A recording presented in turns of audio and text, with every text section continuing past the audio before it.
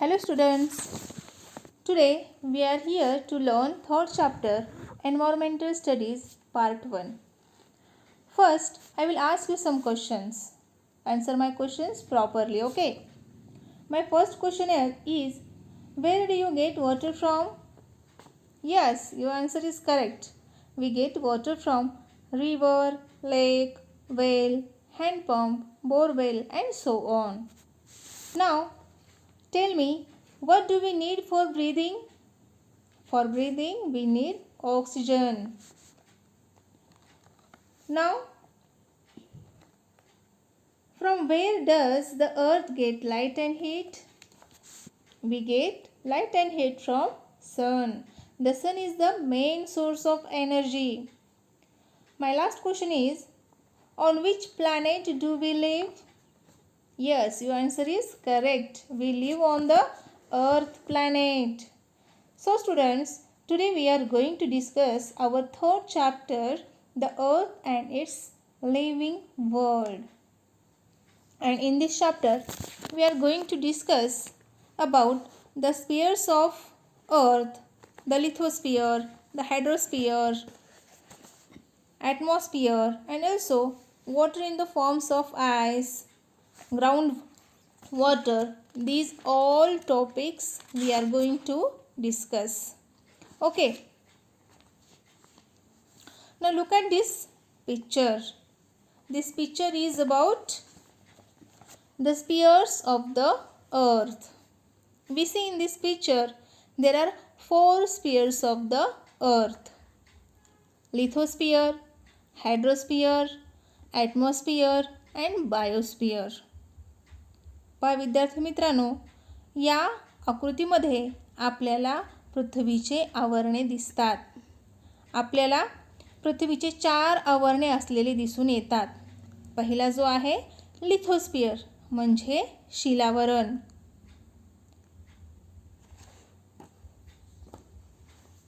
Next hydrosphere. Hydrosphere means जलावरण. Atmosphere means वातावरण. Biosphere means जीवावरण. त्यापैकी पहिले जो आहे लिथोस्फियर हा जो भाग आहे तो जमिनीने बनलेला आहे, मातीने बनलेला आहे. आपल्या पृथ्वीवर जेवढा भाग मातीचा आहे त्याला आपल्याला काय म्हणायचं आहे? शिलावरण. The earth's crust is made up of soil and rocks. The hard crust is called the lithosphere. Second आहे हायड्रोस्फियर म्हणजे जलावरण.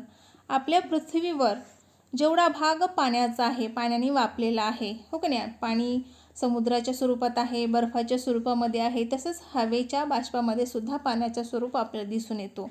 मग ज्या ज्या ठिकाणी आपल्या पृथ्वीवर पाणी आहे त्या पूर्ण भागाला आपल्याला काय म्हणायचं आहे? जलावरण म्हणजेच हायड्रोस्फियर. नेक्स्ट ॲटमॉस्फियर, वातावरण. आपण पाहतो की आपल्या पृथ्वीच्या सभोवताली हवेचं आवरण आहे, त्यालाच आपल्याला काय म्हणायचं आहे? ॲटमॉस्फियर म्हणजेच वातावरण. आता तुम्हाला माहिती आहे की जमिनीवर काही प्राणी असतात, सजीव असतात, पाण्यामध्ये सुद्धा काही प्राणी सजीव असतात आणि वातावरणामध्ये सुद्धा पक्षी सारखे आपल्याला सजीव दिसून येतात. मग ह्या तिन्ही भागामधले जे सजीव आहे ह्या सर्वांना मिळून आपल्याला म्हणायचं आहे जीवावरण म्हणजेच biosphere. Okay, these are the three spheres of the earth, including biosphere is the 4th sphere. Okay, now next. मग आता जो लिथोस्फियर आहे, जो आपल्या पृथ्वीचा शिलावरण आहे, हा जो भाग आहे हा भाग मातीने बनलेला आहे. आणि आपल्याला माहिती आहे की आपला जो मातीचा भाग आहे तो सगळीकडे सारखा नाही. काही ठिकाणी डोंगराळ भाग आहे, मग त्या ठिकाणी जर आपण पाहिलं तर मोठमोठाली खडकं आपल्याला दिसतात. त्याच पद्धतीने आपल्या जमिनीवर काही गवताचा भाग आहे, काही वाळूचा भाग आहे, तर काही ठिकाणी आपली जमीन किंवा माती हे पिकांनी आच्छादलेली आहे, झाडांनी आच्छादलेली आहे, तर काही ठिकाणी झाडांच्या मुळांनी ते दुभागलेले खडक दिसतात. अशा पद्धतीने आपल्या पृथ्वीची म्हणजेच लिथोस्फिअरची रचना झालेली दिसून येते. The lithosphere can be seen in different forms such as grassy expanses, barren sand fields with crops, forests and mountains. The land mass on the earth is divided into 7 continents. Continent means? Yes, continent means खंड. आपल्या पृथ्वीचे 7 खंड दिसून येतात. हो की नाही? आपली पृथ्वी 7 खंडामध्ये विभागलेली दिसून येते. विचार दे, मग हे 7 खंड कोणते आहेत? माहिती आहेत का तुम्हाला?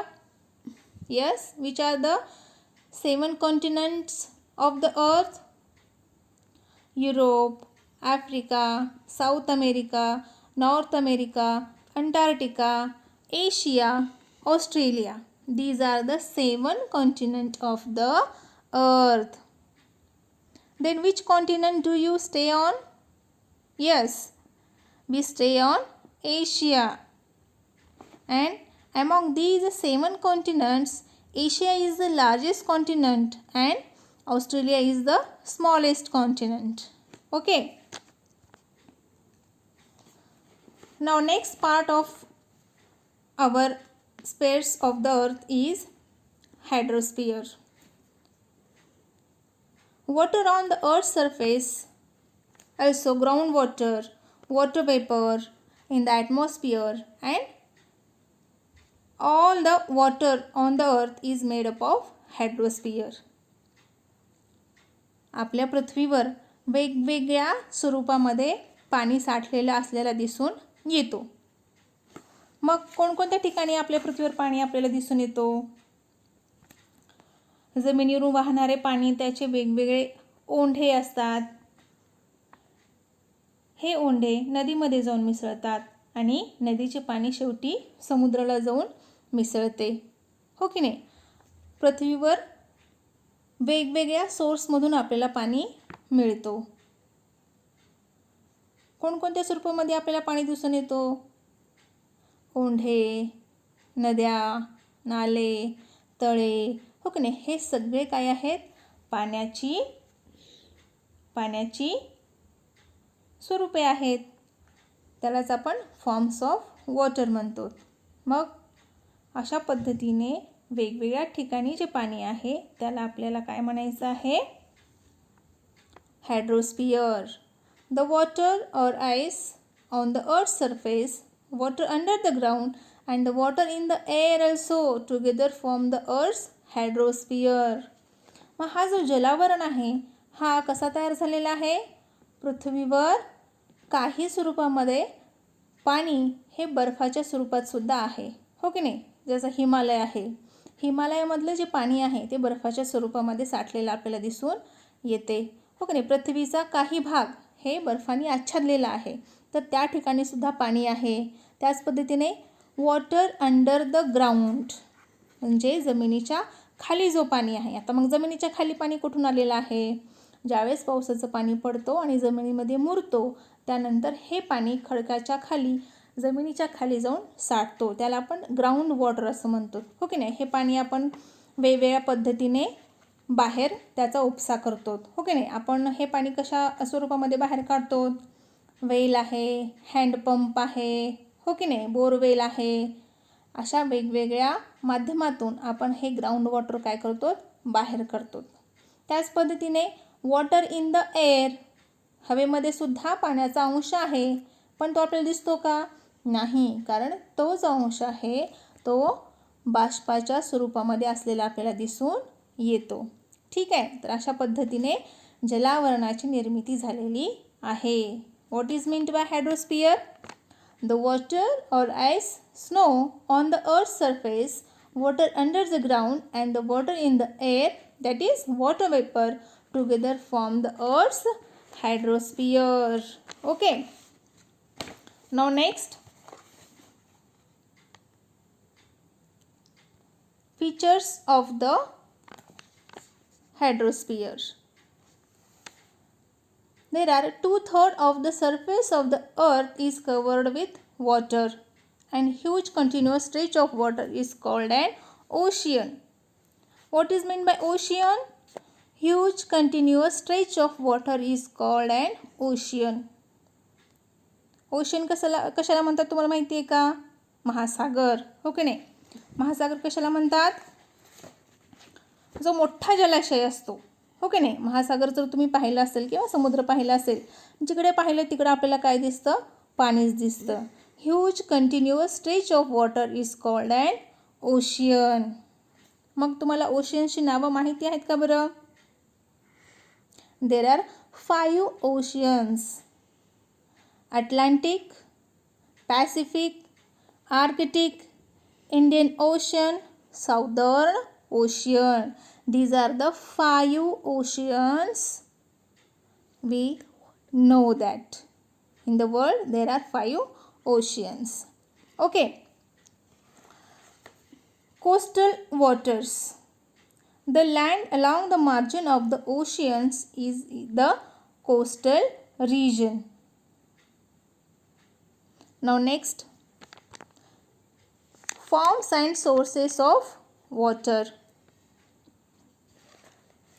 Water gets collected in low-lying areas forming lakes. तुम्हाला माहिती आहे, तुम्ही तळे पाहिलेले आहात, हो की नाही? पावसाचं पाणी ज्यावेळेस पडतो ते काही भागामध्ये साठल्या जातं, त्यालाच आपण काय म्हणतो? तळं किंवा लेक. नेक्स्ट आहे ग्राउंड वॉटर. आताच मी सांगितलेलं आहे, मोठ्या प्रमाणामध्ये अंडरग्राउंड वॉटर आपल्याला दिसून येतो. आपल्या जमिनीच्या खालीसुद्धा खूप प्रमाणामध्ये पाणी असलेले दिसून येतो, आणि ते पाण्याचा वापरसुद्धा आपण हँडपंपद्वारे, वेलद्वारे किंवा बोरवेलद्वारे त्याचा वापर करतो. आणि नंतर आहे बर्फाच्या स्वरूपामध्ये. Water as ice. In colder regions water is present as snow and ice. अतिशय थंड ठिकाणी आपल्याला, थंड ठिकाणच्या भागामध्ये आपल्याला पाणी हे बर्फाच्या स्वरूपामध्ये साठलेले दिसून येतो. या ठिकाणी तुम्हाला क्वेश्चन दिलेला आहे. The layer of the earth on which various land forms are present is called. Yes, guess the answer. Lithosphere. What is answer? Lithosphere. Is this correct? Yes. Now next question. Select the one which is part of lithosphere. Lithosphere म्हणजे शिलावरण. मग या पिक्चरमध्ये शिलावरणाचा कोणता आपल्याला correct diagram दिसून येतो? शिलावरणाचा म्हणजे मातीचा जो भाग आहे तो. Yes, guess the answer. Yes, the second one is correct. Now tell me, vast continuous stretch of water is called. Yes, what is the answer of this question? Ocean. Very good. Ocean is the correct answer. Now you have given one more question. Find out and write about various human activities due to which many landforms like hills, mountains and forests are getting destroyed. Okay, you have to write the answer in your notebook. Okay, now in this chapter we have learned, yes, first, the spheres of the earth, lithosphere, hydrosphere, atmosphere and biosphere. Water in the form of ice and groundwater. Let's stop here. We will continue the remaining part of this chapter in next period. Read and solve the questions I have given in this video. Okay, best of luck. Thank you.